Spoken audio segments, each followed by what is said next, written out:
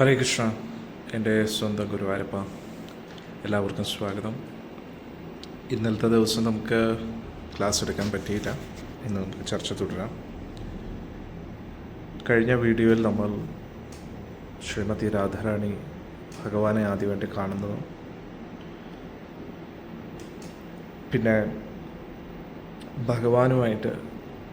ഭഗവാനെ വിവാഹം കഴിക്കാൻ ആഗ്രഹിക്കുകയാണ്. അതിനുവേണ്ടി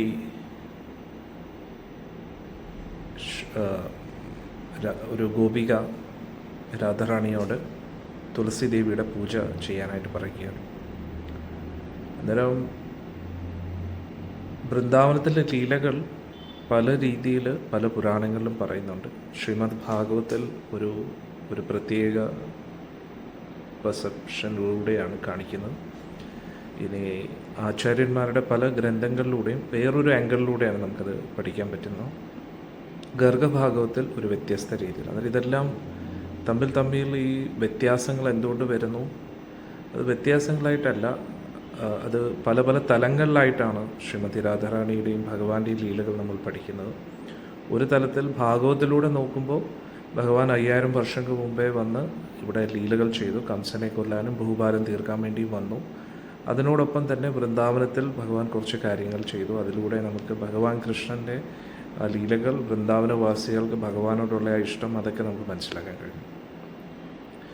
പിന്നെ ഗർഗഭാഗവത്തിലൂടെ നമുക്ക് മനസ്സിലാക്കാൻ പറ്റുന്നു ഭഗവാന് നിത്യമായിട്ടുള്ളൊരു ലോകമുണ്ട്, ഗോലോകം എന്ന് പറയുന്ന. അവിടെ നിന്നാണ് ഭഗവാൻ യഥാർത്ഥത്തിൽ വരുന്നത്. പിന്നെ ഭഗവാൻ കൃഷ്ണ അവതാരമല്ല, ഭഗവാൻ എല്ലാ അവതാരങ്ങളുടെയും സ്രോതസ്സാണ്.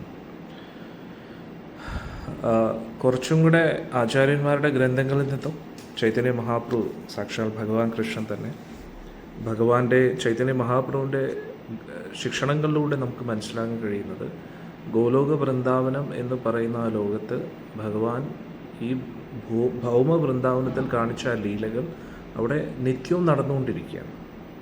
അവിടെ ഭഗവാന്റെ നിത്യപാർശ്വതരുണ്ട്. അവിടെ ഈ ഭൗമ വൃന്ദാവനത്തിൽ നടക്കുന്ന എല്ലാ ലീലകളും അവിടെ നിത്യവും നടന്നുകൊണ്ടിരിക്കുകയാണ്. കുട്ടിക്കാലത്തെ ലീലകൾ മാത്രമാണ് അവിടെ ഇല്ലാത്തത്.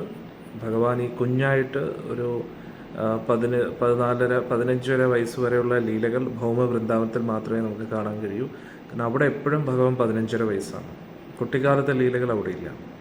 അതിന് അസുരന്മാർ വരുന്നതും എല്ലാം ഭൗമ വൃന്ദാവനത്തിലാണ്. അന്നേരം അവിടെ ഭഗവാൻ എന്നും നിത്യ യൗവനത്തിലാണ്.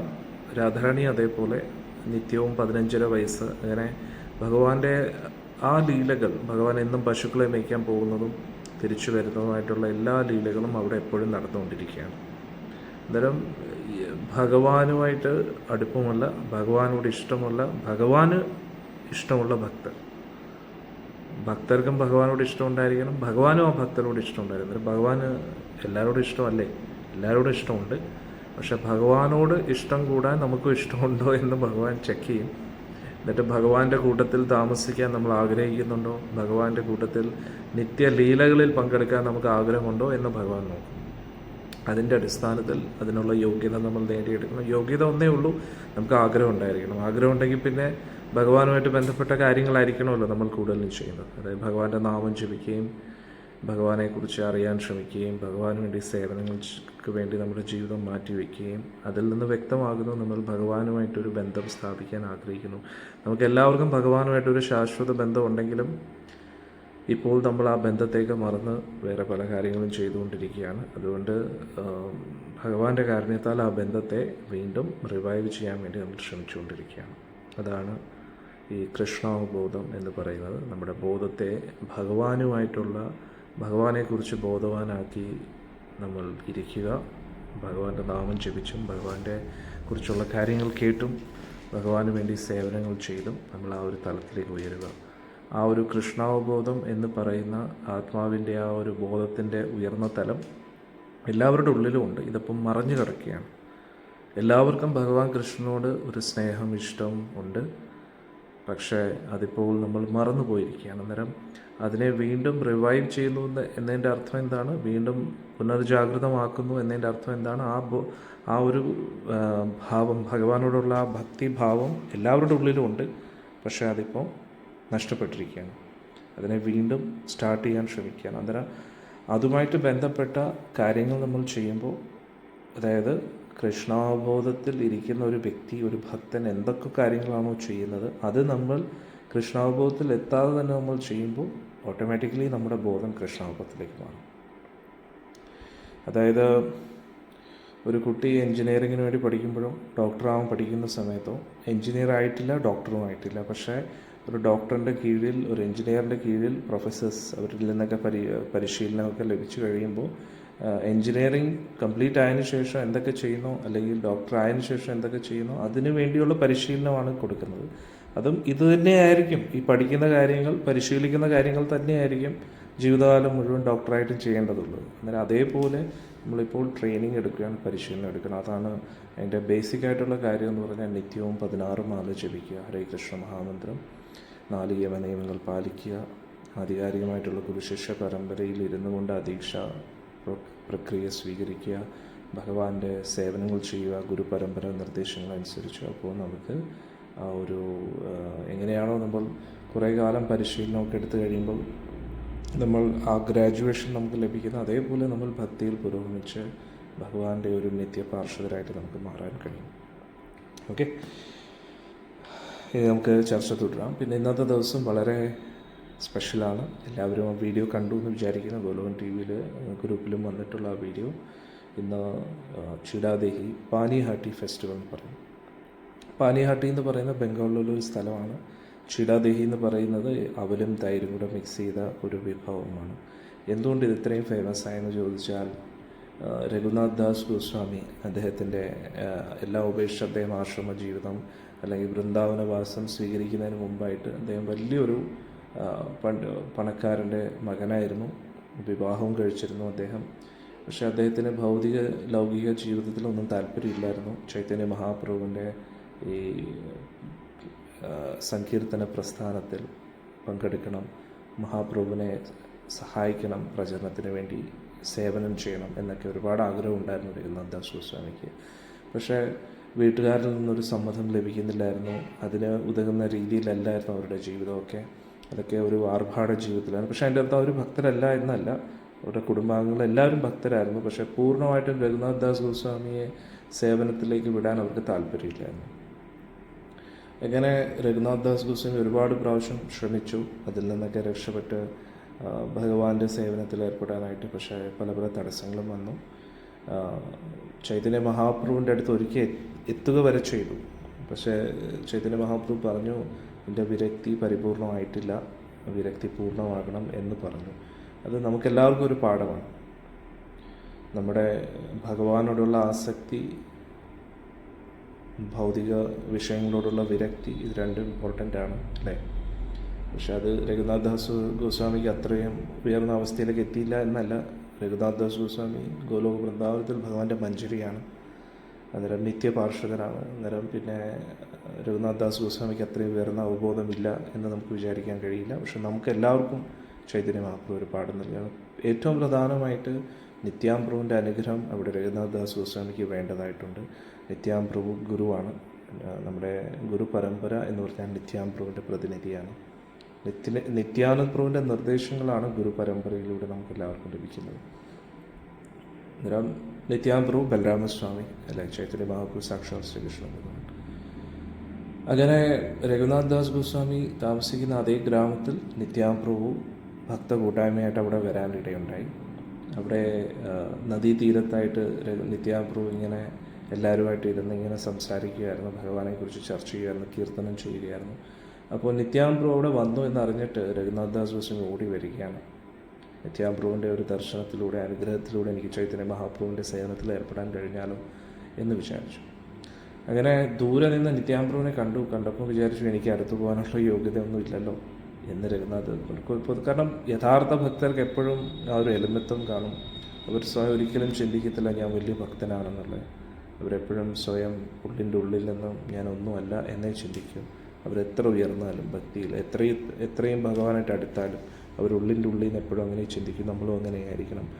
പൊതുവേ നമ്മൾ എപ്പോഴും ചിന്തിക്കുന്നത് നമ്മളെല്ലാം വലിയ ഭക്തരാണെന്നാണ്. അങ്ങനെ ഒരിക്കലും നമ്മൾ ചിന്തിക്കരുത്. അത് തെറ്റായിട്ടുള്ള ചിന്താഗതിയാണ്. ഏത് ഭക്തനാണോ ഏത് ഭക്തിയാണോ ഉള്ളിൻ്റെ ഉള്ളിൽ എപ്പോഴും ആ ഒരു എളിമത്വമുള്ളത്, അഹങ്കാരമില്ലാതെ ഇരിക്കുന്നത്, ഞാനെപ്പോഴും ഭഗവാന്റെ ഭക്തരുടെ സേവകനാണ്, സേവികയാണ് എന്നുള്ളൊരു മനോഭാവത്തിലിരിക്കുന്നത് അവർക്ക് മാത്രമേ ഭക്തിയിൽ പുരോഗമിക്കാൻ കഴിയൂ. അല്ലാത്തവർ എപ്പോഴും ആ അഹങ്കാരം എന്ന് പറയുന്ന ആ ഒരു ഘടകം മറികടക്കാൻ കഴിയില്ല. അഹങ്കാരത്തിൻ്റെ ആ ഘടകമാണ് ഏറ്റവും ടഫായിട്ടുള്ളത്. ഞാൻ ശരീരമാണെന്നുള്ള ചിന്താഗതി, ശരീരബോധത്തിൽ നിന്നും പുറത്തു വന്നാലേ നമുക്ക് കൃഷ്ണാവബോധം ആരംഭിക്കുകയുള്ളൂ. നമ്മൾ എത്രത്തോളം കാലം ശരീരബോധത്തിലിരിക്കുന്നോ അത്രത്തോളം കാലം നമുക്ക് ഒന്നും മുന്നോട്ട് പോകാൻ കഴിയില്ല. അതാണ് നമ്മൾ മനസ്സിലാക്കേണ്ടത്.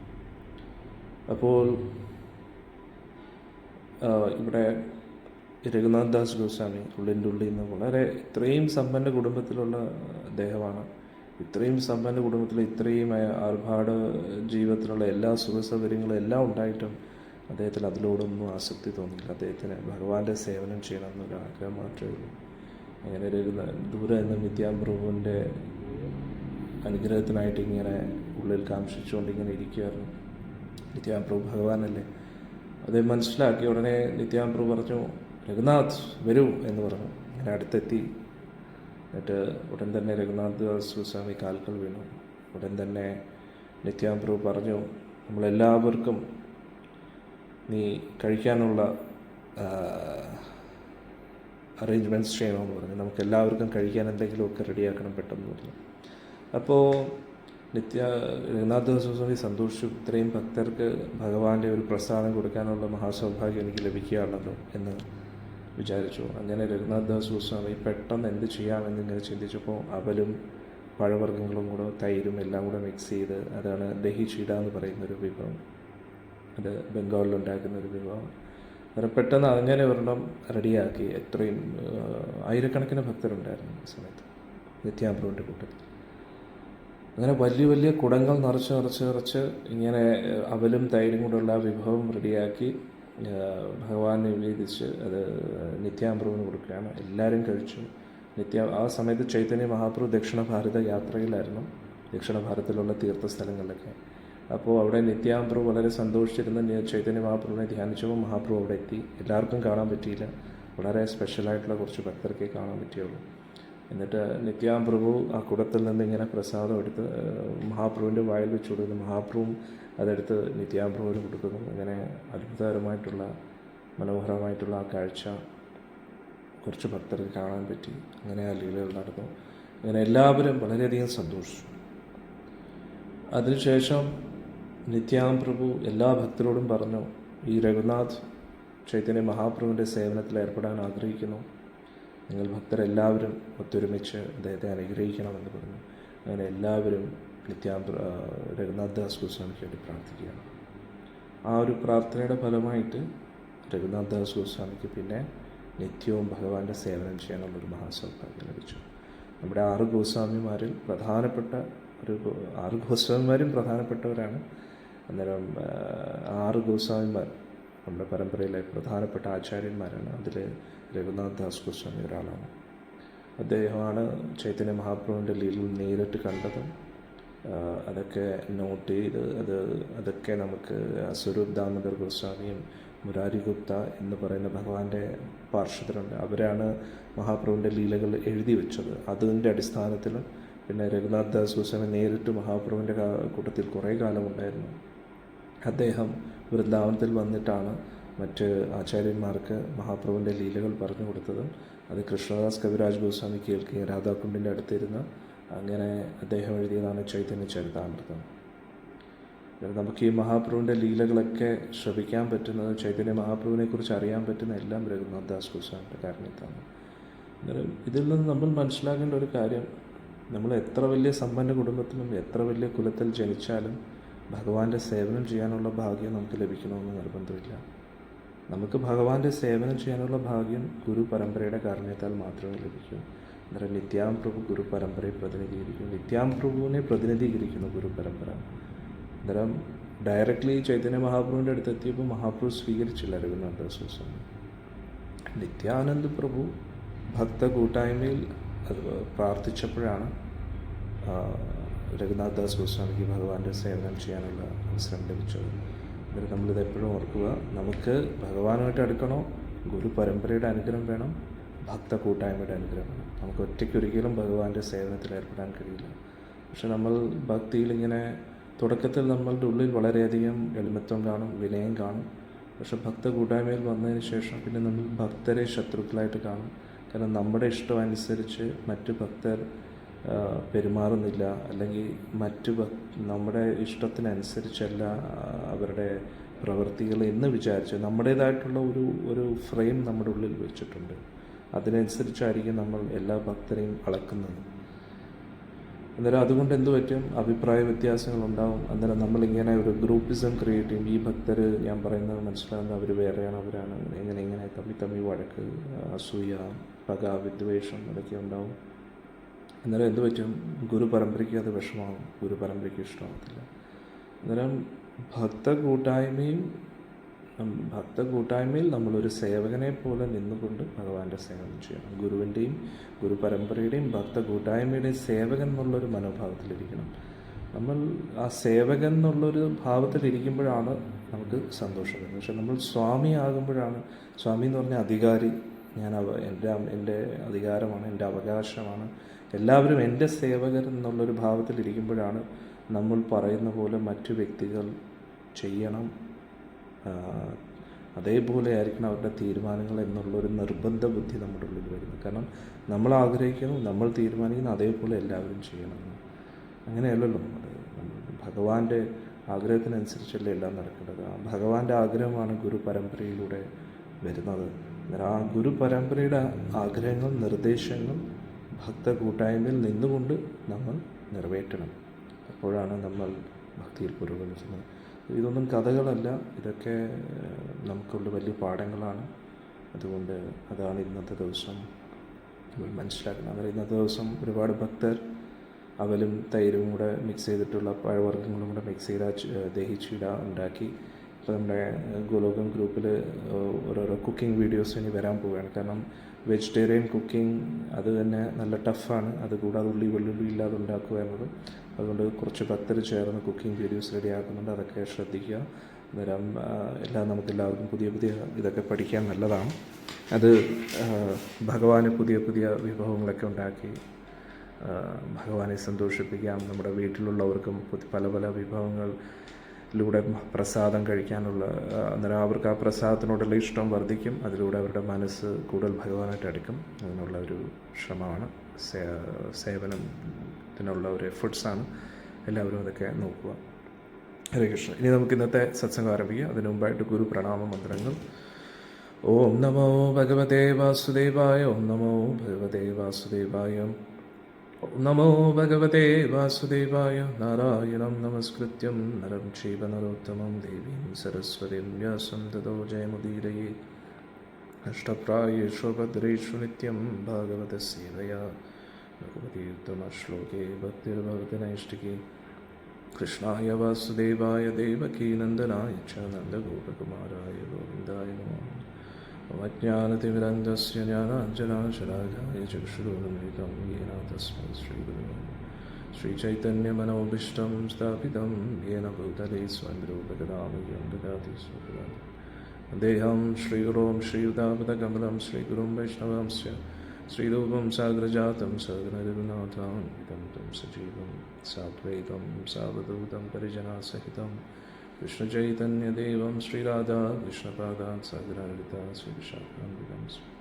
മാം വിഷ്ണുപാദായ കൃഷ്ണപൃഷ്ഠായ ഭൂതലേ ശ്രീമതേ ജയപതാക സ്വാമിനിധി നമഃ.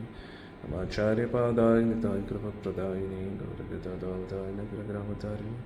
മാം വിഷ്ണുപാദായ കൃഷ്ണപൃഷ്ഠായ ഭൂതലേ ശ്രീമതേ ഭക്തിവേദാന്ത സ്വാമിനിധി നമഃ. നമസ്തേ സാരസ്വതേ ദേവേ ഗൗരവാണി പ്രചാരിണേ നിർവിശേഷ ശൂന്യവാദി പാശ്ചാത്യദേശതാരിണി. നമോ വിഷ്ണുപാദായ കൃഷ്ണപൃഷ്ഠായ ഭൂതലേ ശ്രീമതേ ഭക്തിസിദ്ധാന്ത സരസ്വതീതി നാമിനെ. ശ്രീപാർശ്വഭാനവീ ദേവി ദേവതായ കൃപാർത്തി കൃഷ്ണസംബന്ധ വിജ്ഞാനദായ പ്രഭുനമോജ്വല പ്രേമാഢ്യ ശ്രീരൂപാണിന ഭക്തിദ ശ്രീ ഗൗരകരുണാശക്തി വിഗ്രഹായ നമസ്തേ. നമസ്തേ ഗൗരവാണി ശ്രീമൂർത്തേ ദീനതാരിണി രൂപാനുവൃതവ സിദ്ധാന്തദണ്ഡഹാരിണി. നമോ ഗൗരകിശോരായ സാക്ഷാത് വൈരാഗ്യമൂർത്തി വിപ്രലംബര സാംബൂതേ പാദാംബുജായ നമോ. നമോ ഭക്തിവിനോദായ സച്ചിദാനന്ദനാമിനി गौरशक्तिस्वरूपाय रूपानुभवाय पुराविर्भावो मे स्तम्भदेष्टसज्जनप्रिय वैष्णवस्वरभौमा श्रीजगन्नाथाय नमो महावदन्याय कृष्णप्रेमप्रदायते कृष्णाय कृष्णचैतन्यनामनिर्दितस्मै पञ्चतत्त्वात्मकं कृष्णं भक्तरूपस्वरूपं भक्तावतारं भक्ताख्यं नमामि भक्तजनं वंशाकल्पतरुभ्यश्च कृपासिन्धुभ्य एव च पतितानां पावनेभ्यो वैष्णवेभ्यो नमो नमः। हे कृष्णा कृष्णा सिन्धो दीनबन्धो जगत्पते गोपेषु गोपिकान्त राधाकान्त जयदां सरदो बङ्गोर्ममन्दमदेर्गतिमत्सर्वस्वपादाम्बोजो राधानिधनं दिव्यतुवृन्दारण्यगर्भद्रुमद श्रीमद्रत्नागारसिंहासनस्थो श्रीमद्राधा श्रीगोविन्ददेवप्रेष्ठानप्रसेव्यमानस्मि श्रीमन्द्रासरसारम्भीवं श्रीवरत्तटस्थिता कर्षन्वेलुस्वनेर्गोपीर्गोपीनाथस्यस्तव तप्तकाञ्चन गौराङ्गी राधे वृन्दावनेश्वरी वृषभानुसुते देवी प्रणमामि हरिप्रिय प्रणमामि हरिप्रिय। जय श्री कृष्ण चैतन्य प्रभु नित्यानंद श्री अद्वैत गदाधर श्रीवासदि गौरभक्तवृंद। जय श्री कृष्ण चैतन्य प्रभु नित्यानंद श्री अद्वैत गदाधर श्रीवासदि गौरभक्तवृंद। जय श्री कृष्ण चैतन्य प्रभु नित्यानंद श्री अद्वैत गदाधर श्रीवासदि गौरभक्तवृंद। हरे कृष्ण कृष्ण कृष्ण हरे हरे हरे राम राम राम हरे हरे कृष्ण कृष्ण कृष्ण हरे हरे राम राम राम हरे हरे कृष्ण कृष्ण कृष्ण हरे हरे राम राम राम हरे हरे। मुखं करोति वाचालं पङ्गुं लङ्घयति यत्कृपातमहं येशुदाय परमानन्दमाधवं श्रीचैतन्येश्वरं हरि ओं तत्सत्। हरे कृष्ण। നമുക്ക് ചർച്ച തുടരാം.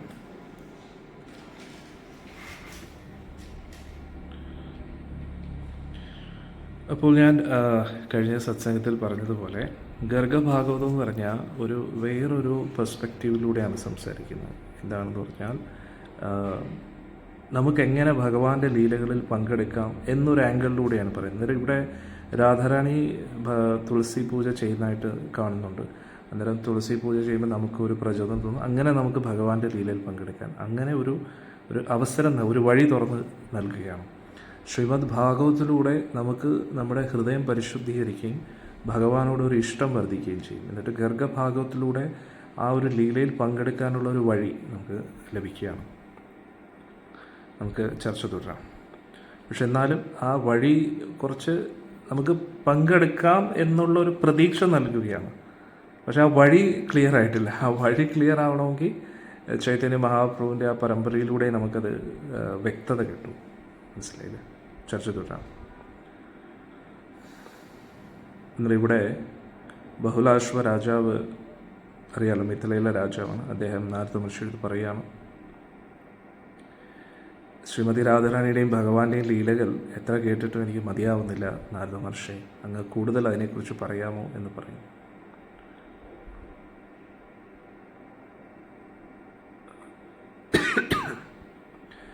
ശ്രീമതി രാധാറാണി ഭഗവാന്റെ നിത്യപത്നിയാണല്ലോ.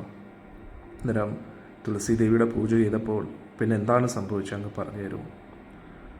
അപ്പോൾ നാരദ മഹർഷി പറയുന്നു, രാധാറാണിയുടെ തപശ്ചര്യ അതിനെക്കുറിച്ച് മനസ്സിലാക്കിയപ്പോൾ ഭഗവാൻ രാധാറാണിയുടെ സ്നേഹത്തെ പരീക്ഷിക്കാൻ ശ്രമിച്ചു. ഭഗവാൻ കൃഷ്ണൻ വൃഷഭാനുവിൻ്റെ കൊട്ടാരത്തിൽ പോയി എന്ന് പറയുന്നു. നമുക്ക് നോക്കാം. അവിടെ ഭഗവാൻ സ്വയം അതീവ സുന്ദരിയായിട്ടുള്ളൊരു ഗോപികാ രൂപം എടുത്തു. നിറയെ ആഭരണങ്ങളൊക്കെ ധരിച്ചുകൊണ്ട്, തോൾവളകളൊക്കെ ഇട്ട്, എന്നിട്ട് മൂക്കൂത്തിയൊക്കെ ധരിച്ച് അതീവ സുന്ദരമായിട്ടുള്ള കേശങ്ങളൊക്കെ അലങ്കരിച്ച് ഭഗവാൻ അവിടെ പോവുകയാണ്. അവിടെ ചെന്ന് ഭഗവാൻ അവിടെ വൃഷഭാനുവിൻ്റെ കൊട്ടാരത്തെ കണ്ടു. അവിടെ വലിയ വലിയ, നമ്മൾ ഇന്നാൾക്ക് പഠിച്ചില്ലേ കഴിഞ്ഞ ഈ സത്സംഗത്തിൻ്റെ തന്നെ നേരത്തെയുള്ള എപ്പിസോഡിൽ, കൊട്ടാരം വളരെ വലുതുമാണ്. എത്രയോ കിലോമീറ്റർ വ്യാപ്തിയുണ്ട്. പിന്നെ ചുറ്റും ഒരു കുളമുണ്ട്. അതൊരു മതിൽ പോലെയാണ് ആ കുളം. ആ കുളത്തിന് ഒരു പാലം പോലെയാണ് അതിൻ്റെ എൻട്രൻസ്. എന്നിട്ട് വലിയ വലിയ നീളമുള്ള ഭിത്തികളുണ്ട് ചുറ്റും. അതായത് ഈ എന്തു പറയുന്നത്, ഈ ഫോർട്ട് എന്ന് പറയത്തില്ലേ, കോട്ട പോലെയാണ് അത്. ഉള്ളിൽ വലിയ വലിയ സമ്പദ് സമൃദ്ധിയോട് കൂടിയുള്ള ഒരു കൊട്ടാരമാണ്. പുറത്തുനിന്ന് നല്ല കോട്ട പോലെയായിരിക്കും. അങ്ങനെയായിരുന്നു എന്ന് പറയും. നമുക്ക് നോക്കാം ഇനി എന്താണ്. അപ്പം ഭഗവാൻ കൃഷ്ണൻ വൃഷഭാനുവിൻ്റെ ഈ സുന്ദരമായിട്ടുള്ള കൊട്ടാരത്തെ കണ്ടു. 4 കവാടങ്ങളുണ്ടായിരുന്നു. എന്നിട്ട് ഈ ഓരോ കവാടത്തിലും വലിയ വലിയ ആനകൾ കാവലായിട്ട് നിൽക്കുകയാണ്. എന്നിട്ട് അവിടെ തന്നെ പല പല നിറങ്ങളിലുള്ള കുതിരകളും ഉണ്ടായിരുന്നു. കാറ്റിൻ്റെ വേഗതയിലും മനസ്സിൻ്റെ വേഗതയിലും ഓടാൻ പറ്റുന്ന അത്രയ്ക്ക് ശക്തമായിട്ടുള്ള കുതിരകളുണ്ടായിരുന്നു. എന്നിട്ട് ആ കുതിരകളും ആനകളും എല്ലാം നന്നായിട്ട് അലങ്കരിച്ച് വെച്ചിരിക്കുകയാണ്. പല പല ആഭരണങ്ങൾ അവർ ധരിച്ചിരിക്കുന്നു. പിന്നെ മുന്നോട്ട് കൊട്ടാരത്തിൻ്റെ ഉള്ളിലേക്ക് പോകുമ്പം ഒരുപാട് പശുക്കളും പശുക്കുട്ടികളും കാളകളുടെ പ്രത്യേകത ഇവിടെ പറയുന്നത് വളരെ ശാന്തരായിട്ടിരിക്കുന്ന കാളകളാണ്. പിന്നെ ഒരുപാട് ഗോപന്മാരും ഓടക്കുഴലും പിടിച്ചുകൊണ്ട് കയ്യിൽ വടികളുമായിട്ട് പശുക്കളെ മേയ്ക്കാനായിട്ട് അതിസുന്ദരമായിട്ട് പാടിക്കൊണ്ട്, ഇതാണ് ബർസാന, യഥാർത്ഥ ബർസാന. ഇപ്പോൾ നമ്മളങ്ങനെ നോക്കിക്കഴിഞ്ഞാൽ നമുക്ക് കാണാൻ കഴിയില്ല. ഇവിടെ വളരെ ശൂന്യമായിട്ട് തോന്നും. പക്ഷേ കാരണം ഇപ്പോൾ ഭൗതിക കണ്ണുകൾ കൊണ്ട് നമുക്ക് യഥാർത്ഥ ബർസാനയെ കാണാൻ കഴിയില്ല. ഇപ്പോഴത്തെ ബർസാന നമുക്ക് പൂജിക്കാൻ വേണ്ടി, രാധാറാണിയെ ആരാധിക്കാനും പ്രാർത്ഥിക്കാനും, രാധാറാണിയുടെ കാരുണ്യത്തിന് വേണ്ടി യാചിക്കാനായിട്ട് നമുക്കൊരു സ്ഥലം നൽകിയിരിക്കുകയാണ്. ഇപ്പോഴും ഈ വർണ്ണിക്കുന്ന ഇത്രയും സമ്പദ് സമൃദ്ധിയോട് കൂടിയുള്ള കൊട്ടാരം തന്നെയാണ് ബർസാന. പക്ഷെ നമുക്കത് കാണാനുള്ള യോഗ്യത ഇപ്പോൾ ഇല്ല. അതുകൊണ്ടാണ്. അന്നേരം ഭഗവാൻ കൃഷ്ണൻ ഒരു ഗോപികയായിട്ട് മാറി വൃഷഭാനുവിൻ്റെ കൊട്ടാരത്തിൻ്റെ സമ്പദ് സമൃദ്ധിയൊക്കെ ആളിങ്ങനെ കണ്ട് ഇങ്ങനെ ആസ്വദിച്ചുകൊണ്ട് പോവുകയാണ്. എന്നിട്ട് അവിടെ സ്ത്രീകളുടെ ആ ശിബിരത്തിലേക്ക്, സ്ത്രീകളുടെ ആ അന്തഃപുരിയിലേക്ക് പ്രവേശിക്കുകയാണ്. അവിടെ ഒരുപാട് സമ്പദ് സമൃദ്ധി അവിടെ കാണാൻ പറ്റി. ഒരുപാട് രത്നങ്ങൾ കൊണ്ട് നിർമ്മിച്ച പല പല ഭവനങ്ങൾ, രത്നങ്ങൾ, അത്രയ്ക്ക് വലിയ വലിയ കല്ലുകളാണ്. ഒന്ന് ആലോചിക്കണം. അവിടെ ഒരുപാട് സുന്ദരിമാരായിട്ടുള്ള ഗോപികമാരുണ്ട്. അവരെല്ലാം പൂക്കളൊക്കെ ഇങ്ങനെ പിടിച്ചുകൊണ്ട്, വീണയും പിടിച്ചുകൊണ്ട്, കർത്താൽ, മൃദംഗം അതൊക്കെ പിടിച്ചുകൊണ്ട്, പല പല വാദ്യോപകരണങ്ങളും, അവരെല്ലാം രാധാറാണിയുടെ നാമം ഇങ്ങനെ ജപിച്ചുകൊണ്ടിരിക്കുകയാണ്. രാധാറാണിയുടെ കീർത്തികൾ ആലപിച്ചുകൊണ്ടിരിക്കുകയാണ്. അങ്ങനെ അന്തഃപുരിയുടെ അവിടെ ഉള്ളിലെ ആ ഒരു കവാടം ഒക്കെ കഴിഞ്ഞ് ഉള്ളിലേക്ക് പോവുകയാണ്. ആ കോട്ടയുടെ ഉള്ളിലേക്ക് പോവുകയാണ്. സ്ത്രീകൾ മാത്രമല്ല ആ സ്ഥലത്തേക്ക്. അവിടെ വലിയൊരു ഉദ്യാനമുണ്ട്. മാതളത്തിൻ്റെയും പല പല നാരങ്ങയുടെയും പല പല പഴവർഗ്ഗങ്ങളുടെ മരങ്ങൾ അവിടെ നിറഞ്ഞു നിൽപ്പുണ്ട്. പല പല പുഷ്പങ്ങളുടെ ചെടികളും. അതുകൂടാതെ കേതകി, മാലതി, മാധവി എന്ന് പറയുന്ന പുഷ്പങ്ങളുടെ ചെടികളും അവിടെ ഉണ്ട്. അവിടെ രാധാറാണിയുടെ സ്വന്തം ഒരു ഉദ്യാനമുണ്ട്.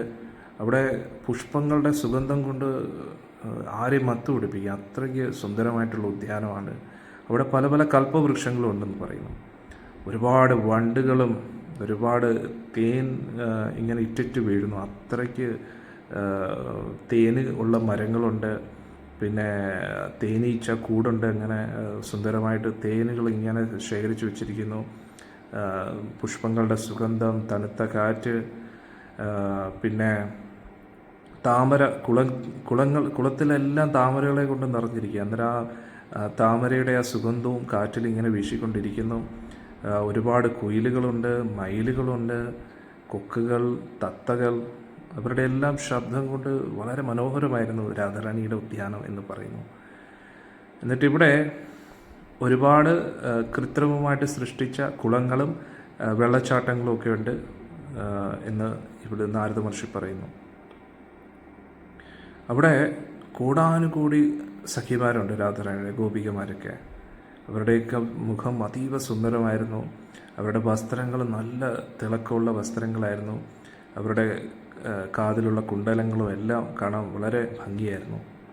അവരുടെ മധ്യത്തിൽ രാധാറാണി അവിടെ ഇരിക്കുകയായിരുന്നു. അന്നേരം ആ കൊട്ടാരത്തിൻ്റെ ആ മെയിൻ സഭാമന്ദിരത്തിൽ രാധാറാണി അവിടെ ഇരിക്കുകയായിരുന്നു. അവിടെ എല്ലാം വളരെ മനോഹരമായിട്ടുള്ള കർട്ടനുണ്ട്.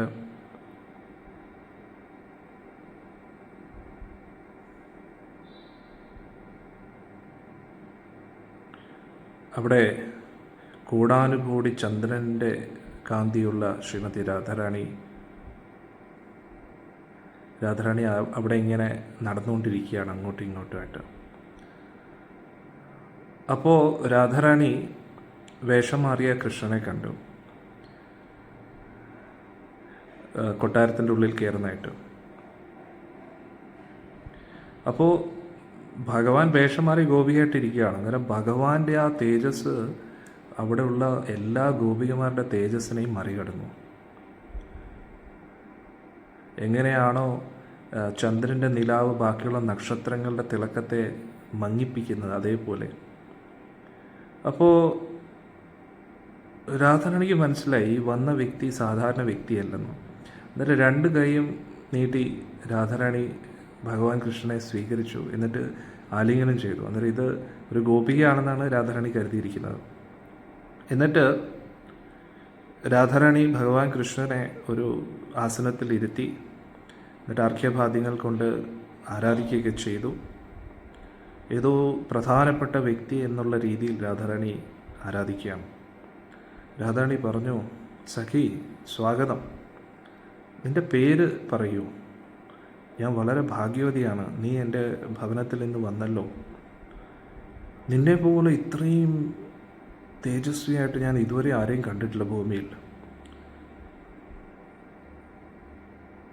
നീ താമസിക്കുന്ന സ്ഥലം വളരെ, അവിടെ ഉള്ളവരെല്ലാവരും ഭാഗ്യശാലികളാണ്, കാരണം നിന്നെ എന്നും കാണാൻ പറ്റുമല്ലോ എന്ന് രാധാറാണി പറയുകയാണ്. അതുകൊണ്ട് ദേവി, എന്താണ് അങ്ങ് വന്നതിൻ്റെ കാരണം? ഞാൻ എന്താണ് നിനക്ക് വേണ്ടി ചെയ്യേണ്ടത് എന്ന് പറയുന്നത്? നിൻ്റെ ആ ദേഹത്തെ കാന്തി എല്ലാവരെയും ആകർഷിപ്പിക്കുന്നു.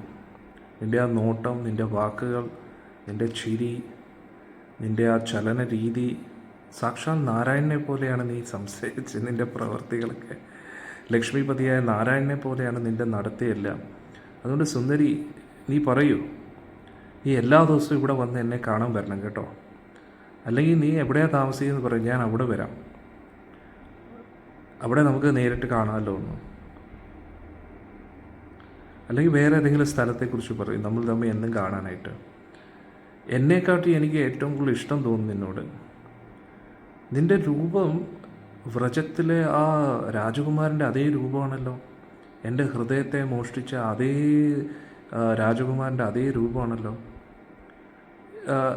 അവൻ്റെ കൂട്ടത്തിൽ നിൽക്കുമ്പോൾ എനിക്ക് എന്ത് സന്തോഷമാണ് കിട്ടുന്നത്, അതേ സന്തോഷമാണ് നിൻ്റെ കൂട്ടത്തിലും കിട്ടുന്നത്. നാരദ മഹർഷി പറഞ്ഞു. രാധാറാണിയുടെ ഈ വാക്കുകളൊക്കെ കേട്ടപ്പോൾ ഭഗവാൻ കൃഷ്ണൻ ഗോപിക വേഷത്തിലായിരുന്നല്ലോ. അന്നേരം രാധാറാണി ഇങ്ങനെ പറഞ്ഞു, ഭഗവാൻ പറഞ്ഞു, ദേവി, ഞാൻ ഗോകുലത്തിലാണ് താമസിക്കുന്നത്. നന്ദമഹാരാജൻ്റെ കൊട്ടാരത്തിന് വടക്ക് ദിശയിലായിട്ട് നന്ദനഗർ എന്ന് പറയുന്ന സ്ഥലത്താണ്. എൻ്റെ പേര് ഗോപദേവൻ എന്നാണ്. ഗോപദേവൻ എന്നാണ് എൻ്റെ പേര്. എന്നിട്ട് ലളിതാ സഖിയുടെ വായിൽ നിന്നും ഞാൻ നിൻ്റെ സൗന്ദര്യത്തെക്കുറിച്ചും നിൻ്റെ ഗുണങ്ങളെക്കുറിച്ചും ഒരുപാട് കേട്ടിരിക്കുന്നു. അതുകൊണ്ട് ഞാൻ നിൻ്റെ വീട്ടിൽ വന്നിരിക്കുകയാണ് നിന്നെ കാണാനായിട്ട്.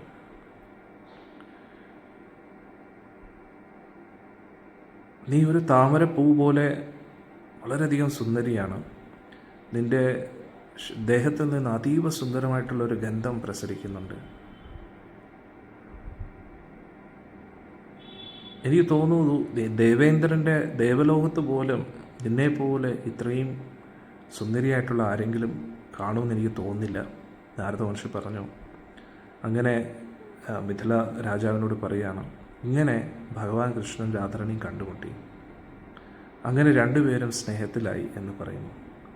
എന്നിട്ട് പറയുന്നു, ചിരിച്ചുകൊണ്ടും പാടിക്കൊണ്ടും പിന്നെ കളിച്ചുകൊണ്ടും അവരെല്ലാം അങ്ങോട്ടും ഇങ്ങോട്ടും നോക്കാൻ തുടങ്ങി. അവിടെ ഉദ്യാനത്തിൽ ആ മരങ്ങളുടെ ഇടയിൽ കൂടെയൊക്കെ അവർ ഇങ്ങനെ സംസാരിച്ചിങ്ങനെ നടക്കാൻ തുടങ്ങി. അങ്ങനെ വളരെയധികം മധുരമായിട്ട് ഗോപദേവൻ രാധാറാണിയെടുത്ത് സംസാരിക്കാൻ തുടങ്ങി. ഗോപദേവൻ പറഞ്ഞു. അന്നേരം ഇവിടെ ഭഗവാൻ ഗോപദേവൻ എന്ന് പറഞ്ഞപ്പം ഗോപദേവത എന്നാണ് പറഞ്ഞത് കേട്ടോ. അന്നേരം പെൺവേഷത്തിലാണല്ലോ. അന്നേരം ഗോപദേവൻ എന്നല്ല പറഞ്ഞത്, ഗോപദേവത എന്നാണ് പറഞ്ഞത്. അന്നേരം ഗോപദേവത പറഞ്ഞു, വ്രജത്തിലെ മഹാറാണിയാണ് രാധയെ. അവിടുന്ന് സൂര്യൻ അസ്തമിക്കാറായി. നന്ദനഗരം ഇനി ഒരുപാട് ദൂരെയാണ്. നാളെ സൂര്യോദയത്തിന് ഞാൻ വീണ്ടും വരാം, അതിലൊരു സംശയമില്ല എന്ന് പറയാം. ഈ വാക്കുകൾ കേട്ടിട്ട് രാധാറാണി ഒരുപാട് വിഷമിച്ചു. ദേവി വിഷമിച്ച് ബോധം കെട്ട് വീണു. അന്നേരം ഇവിടെ പറയുന്നു, ഉടൻ തന്നെ സഖിമാരെല്ലാവരും വന്ന് വീശാൻ തുടങ്ങി, വിഷറി വെച്ച് രാധാറാണിയെ. അപ്പോൾ ഗോപദേവത രാധാറാണിത്ത് പറഞ്ഞു,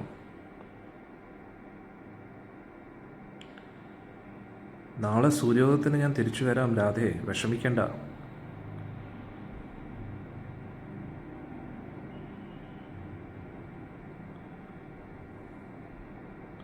അന്നേരം ഞാൻ ഇന്നിപ്പം പോയില്ല എങ്കിൽ എൻ്റെ സഹോദരൻ്റെ പശുവിനെ പാല് കറക്കാനായിട്ടുണ്ട്, അത് ഞാൻ പ്രതിജ്ഞ എടുത്തിരിക്കുക. അന്നേരം ആ പ്രതിജ്ഞ തെറ്റിക്കേണ്ടി വരുമെന്ന് പറയാം. അപ്പോൾ രാധാറാണിയെ ഇങ്ങനെ ആശ്വസിപ്പിച്ചതിന് ശേഷം ഭഗവാൻ കൃഷ്ണൻ ഗോപികാ രൂപത്തിലായിരുന്നല്ലോ, അവിടുന്ന് വീണ്ടും വീട്ടിലേക്ക് പോവുകയാണ്. ഇനി അടുത്ത അധ്യായമാണ്, അത് നമുക്ക് തുടരാം. നാരദ മഹർഷി പറയുന്നു, അങ്ങനെ രാത്രി കഴിഞ്ഞു. ഭഗവാൻ വീണ്ടും ആ ഗോപികാ വേഷത്തിലേക്ക് മാറി. എന്നിട്ട് വൃഷഭാനുവിൻ്റെ കൊട്ടാരത്തിലേക്ക് പോയി. രാധാറാണി എപ്പോഴും വിഷമത്തിയിരിക്കുകയാണ്. അപ്പോൾ ഭഗവാനെ വീണ്ടും ഗോപികാ വേഷത്തിൽ കണ്ടപ്പോൾ രാധാറാണിക്ക് വലിയ സന്തോഷമായി. എഴുന്നേറ്റ് വീണ്ടും ഭഗവാനൊരു ആസനമൊക്കെ കൊടുത്തു, ഭഗവാനെ പൂജിച്ചു. എന്നിട്ട് രാധാറാണി പറഞ്ഞു, ഇന്നലെ രാത്രി എനിക്ക് ഒരുപാട് വിഷമം തോന്നി നീ ഇവിടുന്ന് പോയപ്പോൾ. കൂട്ടുകാരി, നീ വന്നതോടുകൂടി എനിക്ക് ഒരുപാട് വലിയ സമ്പത്ത് ലഭിച്ച പോലെയാണ് എനിക്ക് തോന്നുന്നത്. ആദ്യം നീ എന്നെ സന്തോഷിപ്പിച്ചു, എന്നിട്ട് വീണ്ടും എന്നെ ദുഃഖിപ്പിച്ചു, രാധാറാണി പറയാം. എന്നിട്ട് പറഞ്ഞു, ഈ വാക്കുകളെല്ലാം കേട്ടിട്ട് ഗോപദേവത ഭയങ്കര ദുഃഖിച്ചു, എന്തോ വലിയ ദുഃഖത്തിലാണെന്ന് തോന്നിപ്പിച്ചു. എന്നിട്ട് രാധാറാണിയുടെ അടുത്ത് ഒന്നും മിണ്ടിയില്ല. ഗോപദേവത ഏതോ ദുഃഖത്തിലാണെന്ന് മനസ്സിലാക്കി രാധാറാണിയും സഖിമാരും അതിനെക്കുറിച്ച് ചിന്തിക്കാൻ തുടങ്ങി. എന്താണ് ഗോപദേവത ഇങ്ങനെ വിഷമിച്ചിരിക്കുന്നത്? എന്നിട്ട് രാധാറാണി പറഞ്ഞു, നീ എന്താണ് ദുഃഖത്തിലിരിക്കുന്ന ഗോപദേവത? എന്നോട് പറയൂ. നിൻ്റെ അമ്മയോ സഹോദരനോ സഹോദരിയോ ആരെങ്കിലും നിന്നോട് എന്തെങ്കിലും ദേഷ്യത്തിൽ പറഞ്ഞോ? നിൻ്റെ സഹോദരനിൽ നിന്നും നീ അകന്ന് നിൽക്കുകയാണോ? നിന്നെ ദുഃഖിപ്പിക്കുന്ന വേറെ എന്തെങ്കിലും കാര്യമുണ്ടോ?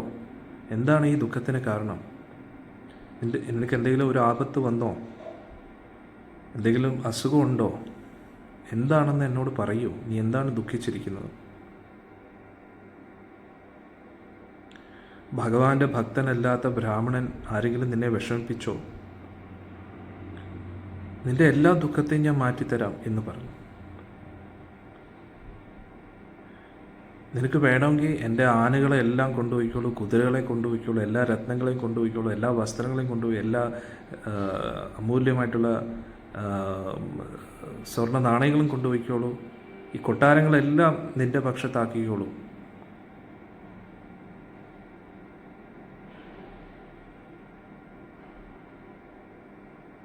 അന്നേരം സുഹൃത്തിൻ്റെ നന്മയ്ക്കായിട്ട് സ്വന്തം സമ്പത്തും ശരീരവും എല്ലാം ദാനം ചെയ്യണമെന്നാണ് എന്ന് രാധാറാണി പറയാം. ആത്മാർത്ഥതയുള്ള സൗഹൃദത്തിൽ അവിടെ സ്വാർത്ഥതയ്ക്ക് ഒരു സ്ഥാനമില്ല. അന്നേരം സൗഹൃദത്തിൽ ആത്മാർത്ഥത കാണിക്കാത്തവർ പറ്റിച്ചുകൊണ്ടിരിക്കുകയാണ്. ആ സൗഹൃദവും അഭിനയം മാത്രമാണ്. അപ്പോൾ നാരദ മഹർഷി പറഞ്ഞു, ഇത്രയും സ്നേഹത്തോടെ രാധാറാണിയുടെ വാക്കുകൾ കേട്ടപ്പോൾ ഗോപദേവത ചിരിച്ചു. എന്നിട്ട് രാധാറാണിയുടെ അടുത്ത് പറഞ്ഞു,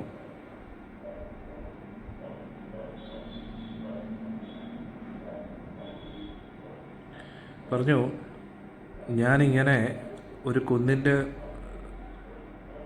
കുന്നിലൂടെ ഇങ്ങനെ നടക്കുകയായിരുന്നു. അപ്പോൾ അതിലൂടെ തന്നെ കൃഷ്ണനും നടക്കുകയായിരുന്നു. നന്ദമഹാരാജൻ്റെ മകനായ കൃഷ്ണൻ നടക്കുകയായിരുന്നു. എന്നിട്ട് കൃഷ്ണൻ എന്നെ തടഞ്ഞു. കയ്യിലൊരു ഓടക്കൊല്ലും പിടിച്ച് കയ്യിലൊരു വടിയും ഉണ്ടായിരുന്നു. എന്നിട്ട് ആ നാണം കെട്ട പയ്യൻ എൻ്റെ കൈ പിടിച്ചു. എന്നിട്ട് ചിരിച്ചുകൊണ്ട് പറയുകയാണ്, ഇനി ഇതിലെ പോകണമെങ്കിൽ എനിക്കായിട്ട് കരമടയ്ക്കണമെന്ന് പറഞ്ഞു.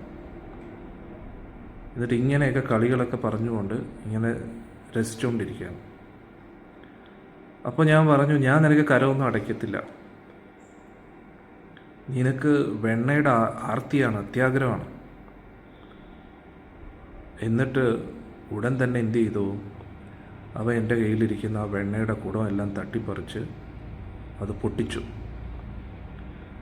കുടം പൊട്ടിച്ചതിന് ശേഷം അതിലിരിക്കുന്ന വെണ്ണയെല്ലാം കഴിച്ചു. എന്നിട്ട് ഒറ്റ ഓട്ടം വീണ്ടും നന്ദഗാവിലേക്ക്. അതുകൊണ്ടാണ് ഞാൻ ദുഃഖിച്ചിരിക്കുന്നത്. ജന്മം കൊണ്ട് അവ ഒരു ഗോപനാണെങ്കിലും അവ ഇപ്പോൾ ശൂദ്രനെക്കാട്ടി വളരെയധികം തരം താഴ്ന്നിരിക്കുകയാണ്. അവ ഒരു നായകനൊന്നുമല്ല, അവൻ്റെ സ്വഭാവമൊന്നും ശരിയല്ല.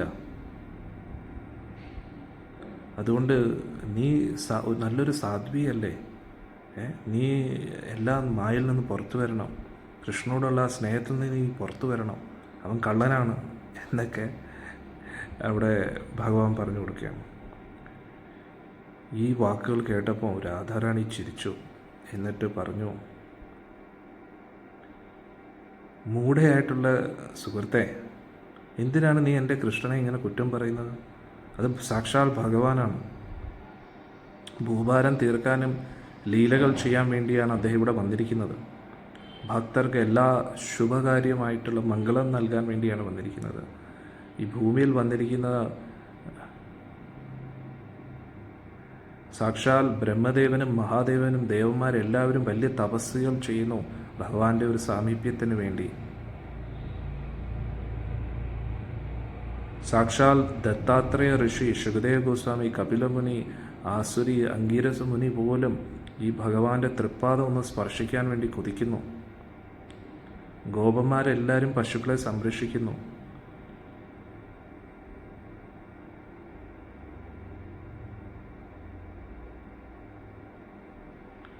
ഇവിടെ പറയുന്നു,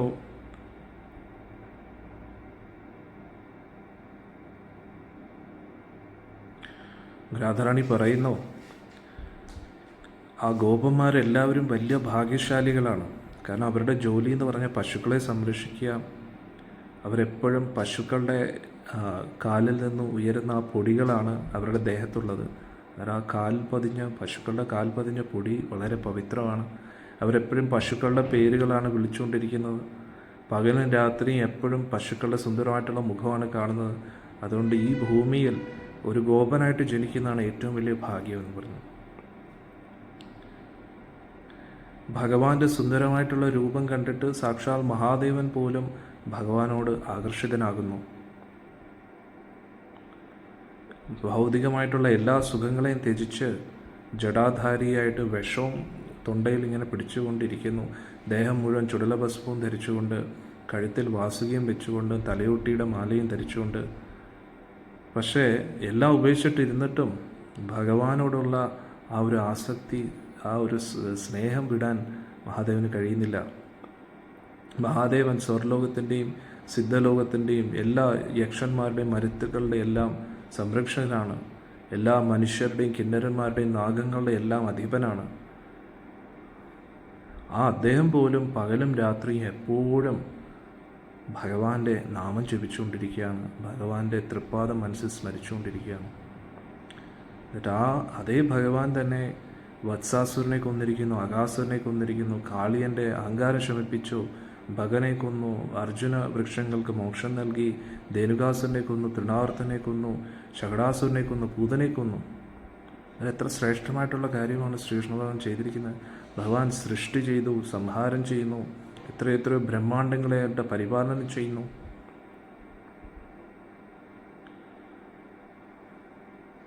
ഭഗവാനെ സംബന്ധിച്ചിടത്തോളം ഭഗവാന്റെ ഭക്തരെക്കാട്ടിയും വലുതല്ല വേറെ ആരും. മഹാദേവനോ ബ്രഹ്മദേവനോ ലക്ഷ്മി ദേവിയോ ബലരാമസ്വാമി പോലും ഭഗവാന് ഏറ്റവും പ്രിയപ്പെട്ട ആളല്ല. ഭഗവാനെ സംബന്ധിച്ചിടത്തോളം ഭഗവാന്റെ ഭക്തരാണ് ഏറ്റവും പ്രിയപ്പെട്ട ആൾക്കാരെന്ന്. അന്നേരം ഭഗവാനോട് ഭക്തിയുള്ളവരോട് ഭഗവാന് പ്രത്യേക ഇഷ്ടമാണ്. ബാക്കി എല്ലാവരെയും ഭഗവാൻ അവർക്ക് വേണ്ടി ത്യജിക്കാൻ തയ്യാറാണ്. ഭഗവാൻ എപ്പോഴും ഭഗവാന്റെ ഭക്തരുടെ പുറകേലാണ്. ഭഗവാൻ ത്രിലോകങ്ങളെയും പരിശുദ്ധീകരിക്കുന്നു. ഭഗവാൻ ഉറക്കെ പ്രഖ്യാപിക്കുന്നു ഭഗവാന്റെ ഭക്തരോടുള്ള ആ സ്നേഹം. ആരാണോ അദ്ദേഹത്തെ ആരാധിക്കുന്നത് അവർക്ക് ഭഗവാൻ മോക്ഷം നൽകും. പക്ഷേ ഭഗവാനോടുള്ള പ്രേമം അദ്ദേഹം എല്ലാവർക്കും കൊടുക്കത്തില്ല.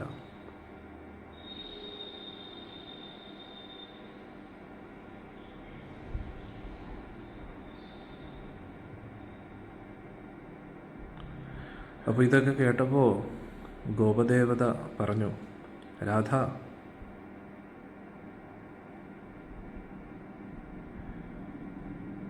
നീ പറഞ്ഞതൊന്നും ബൃഹസ്പതി പറഞ്ഞിട്ടില്ല, വേദങ്ങളും പറഞ്ഞിട്ടില്ല.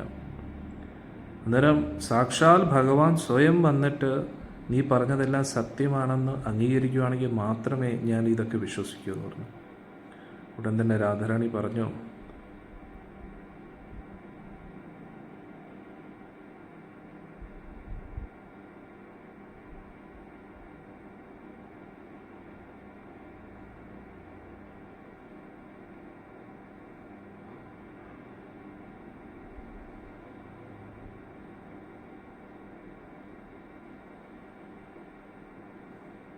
അപ്പോൾ രാധാറാണി പറഞ്ഞു, സാക്ഷാൽ ഭഗവാൻ ഇവിടെ വന്നു കഴിഞ്ഞാൽ ഞാൻ എത്രമാത്രം സന്തോഷിക്കുമെന്നറിയാം.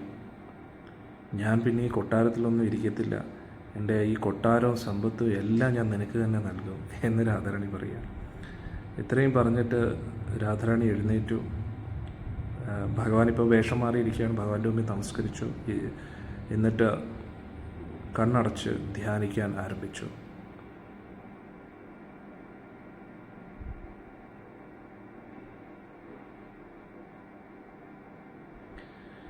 അപ്പോൾ രാധാറാണി ഒരുപാട് വിഷമിച്ച് പേടിച്ച് വിറച്ചുകൊണ്ട് വിരഹത്തിൽ കണ്ണടച്ചിങ്ങനെ പ്രാർത്ഥിക്കുന്ന കണ്ടിട്ട് കണ്ണീന്ന് ഇങ്ങനെ ധാരാളമായിട്ട് കണ്ണീര് വരികയാണ് രാധാറാണിയുടെ കണ്ണീന്ന്.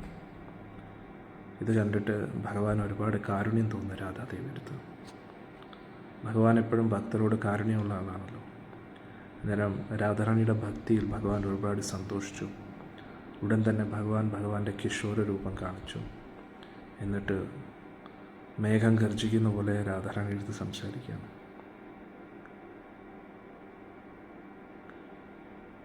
രാധേ, ചന്ദ്രനെ പോലെ സുന്ദരിയായിട്ടുള്ള രാധേ, പ്രപഞ്ചത്തിലെ ഏറ്റവും സുന്ദരിയായിട്ടുള്ള രാധേ, എല്ലാവിധ സദ്ഗുണ സമ്പന്നയായിട്ടുള്ള രാധേ, നിൻ്റെ കണ്ണ് തുറക്കും. നിൻ്റെ അതിമധുരമായിട്ടുള്ള ആ പ്രാർത്ഥനയിൽ സംപ്രീതനായിട്ട് ഞാനിവിടെ വന്നിരിക്കുകയാണ്.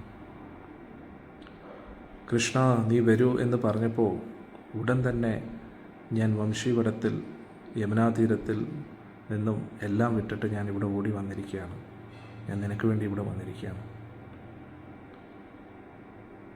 യക്ഷന്മാർക്കോ അസുരന്മാർക്കോ ദേവന്മാർക്കോ കിന്നരന്മാർക്കോ അവരെല്ലാവരും എൻ്റെ ഈ മായയിൽ മുങ്ങിപ്പോയേനെ.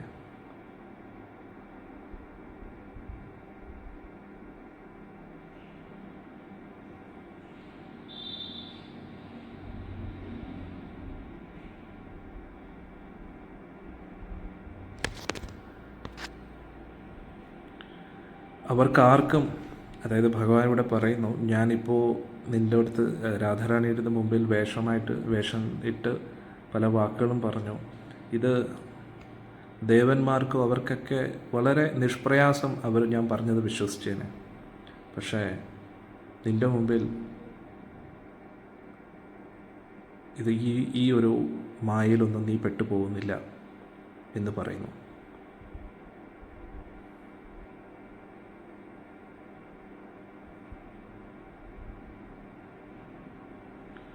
ഇവിടെ നാരദ മഹർഷി പറയുന്നു, അപ്പോൾ രാധാറാണി ഭഗവാൻ കൃഷ്ണനെ കാണുകയാണ്. ഭഗവാന്റെ കാലിൽ തൊട്ട് നമസ്കരിക്കുകയാണ്. രാധാറാണിയുടെ എല്ലാ ആഗ്രഹങ്ങളും പൂർത്തീകരിക്കപ്പെട്ടു. ഒരുപാട് സന്തോഷമായി. ഹരേ കൃഷ്ണ. അന്നേരം ഇവിടെ ഫലസ്തുതിയായിട്ട് പറയുന്നു, ആരാണോ ഈ ലീല ശ്രവിക്കുന്നത്, ആരാണോ ചർച്ച ചെയ്യുന്നത്, അവരുടെ എല്ലാ ആഗ്രഹങ്ങളും പൂർത്തീകരിക്കപ്പെടും, അവരുടെ ജീവിത ലക്ഷ്യത്തിലേക്ക് അവർക്ക് എത്താൻ കഴിയും എന്ന്.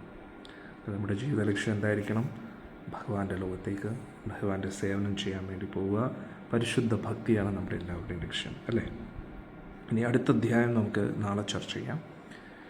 അപ്പോൾ ഞാൻ പറഞ്ഞില്ലേ, നമുക്ക് രാധാറാണിയും ഭഗവാൻ കൃഷ്ണനും അവർ രണ്ടുപേരും രണ്ടല്ല, ഒരേ ആൾ തന്നെയാണ്. പക്ഷേ ശ്രീകൃഷ്ണ ഭഗവാൻ ആരാണെന്ന് നമുക്ക് മനസ്സിലാക്കി തരാൻ വേണ്ടി രാധാറാണിയും ഭഗവാനും കൂടെ ചെയ്യുന്ന ലീലകളാണ്. എന്നാൽ ഈ പ്രപഞ്ചത്തിൻ്റെ എല്ലാം പരമ ആസ്വാദകൻ ഭഗവാനാണ്, എല്ലാത്തിൻ്റെയും നിയന്താവ് ഭഗവാനാണ്. അന്നേരം ശ്രീമതി രാധാറാണി ഭഗവാന്റെ ശക്തിയാണ്. ഭഗവാനെ പോലെ നമ്മൾ ബഹുമാനിക്കേണ്ട ആളാണ് ശ്രീമതി രാധാറാണി. പക്ഷേ അതേ ശ്രീമതി രാധാറാണി ഭഗവാന്റെ ഭക്തയായിട്ടാണ് എപ്പോഴും ഇരിക്കുന്നത്. അന്നേരം നമ്മുടെ സ്ഥാനം എന്താണ്? ഭഗവാന്റെയും രാധാറാണിയുടെയും സേവനം ചെയ്യുക എന്നതാണ്. ആധികാരികമായിട്ടുള്ള ഗുരു ശിഷ്യ പരമ്പരയിലൂടെ ഭഗവാന്റെയും രാധാറാണിയുടെയും നാമം ജപിച്ചുകൊണ്ട് ആ ഒരു പരമ്പരയിലൂടെ രാധാറാണിയുടെ സേവകരുടെ അതാണ് ഗുരു പരമ്പര. ആ സേവകരായിരുന്നു കൊണ്ട് ഭഗവാന് വേണ്ടി സേവനങ്ങൾ ചെയ്യുക എന്നതാണ് നമ്മുടെ ലക്ഷ്യം. അതാണ് നമ്മൾ ഇന്നത്തെ ഈ സത്സംഗത്തിൽ നിന്ന് മനസ്സിലാക്കേണ്ടത്. ബാക്കി നമുക്കിനി അടുത്ത വീഡിയോയിൽ കാണാം. ഇന്ന് എല്ലാവർക്കും ഭഗവാന്റെ അനുഗ്രഹം ലഭിക്കട്ടെ എന്ന് പ്രാർത്ഥിക്കുന്നു. ഹരേ കൃഷ്ണ.